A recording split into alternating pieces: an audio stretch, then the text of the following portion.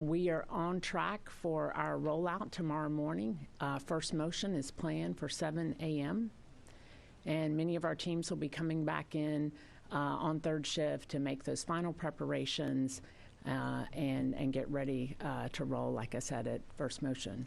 7 a.m. Takes us a little while to get out of the building, but about an hour after we get that first motion, you'll begin to see this beautiful vehicle cross over the threshold of the VAB and come outside for the world to have a look.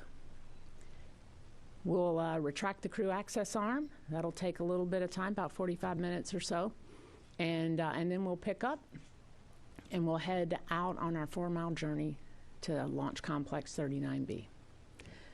We'll be at a cruising speed of just under 1 mile per hour. It'll be a little slower around the turns and up the hill, and that journey will take us about 8 to 10 hours to get there. Once we get out to the pad, we'll begin and get hard down.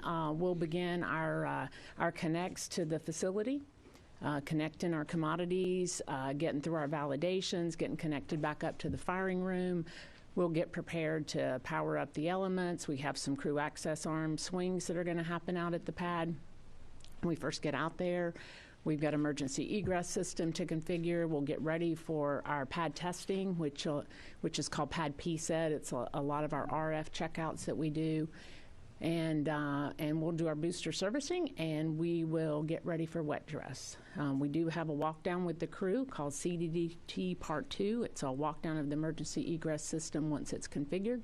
We'll take care of that somewhere in and around our preps for wet dress is the plan right now based on the crew schedule. In wet dress, we'll fully tank that vehicle. We'll go through all of our tanking ops. Will go through our day of launch configuration, and provided everything's nominal, the launch director, myself, I'll make the decision to send the closeout crew out to the pad, and we will do the final closeouts for launch.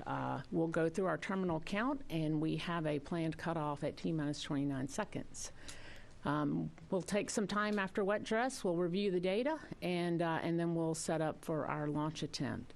Launch day will be pretty similar to wet dress. There'll be two big differences. One is that we're going to send the crew to the pad, and the other one is we're not going to stop at 29 seconds for a planned stop. So that's a little bit about our road to wet dress, what's entailed in wet dress. Again, launch will come along after that. We talked about, I think at our prior briefing, a little bit about our countdown, leveraged off the Artemis I countdown. I do have a couple of changes in our holds in the countdown. We have 3 planned for Artemis II. You know, just like we do on launch day, right? Part of launch, we'll get into our terminal count. We'll count down. As I said, don't plan to stop at 29 seconds. Plan to go all the way to T0. We'll get down to core stage engine start inside of 6 seconds, six-ish seconds, booster ignition and liftoff. And at that point in time, I'll hand off to the Ascent Flight Director, just like I'm going to do today when I hand off to my colleague here as part of the briefing, Mr. Jeff Radigan. Thanks, Charlie. It's a great day to be here talking to you all. You know, over in Mission Control, of course, we're doing our final simulations, getting ready. The crew has undergone all of their final training and is wrapping things up.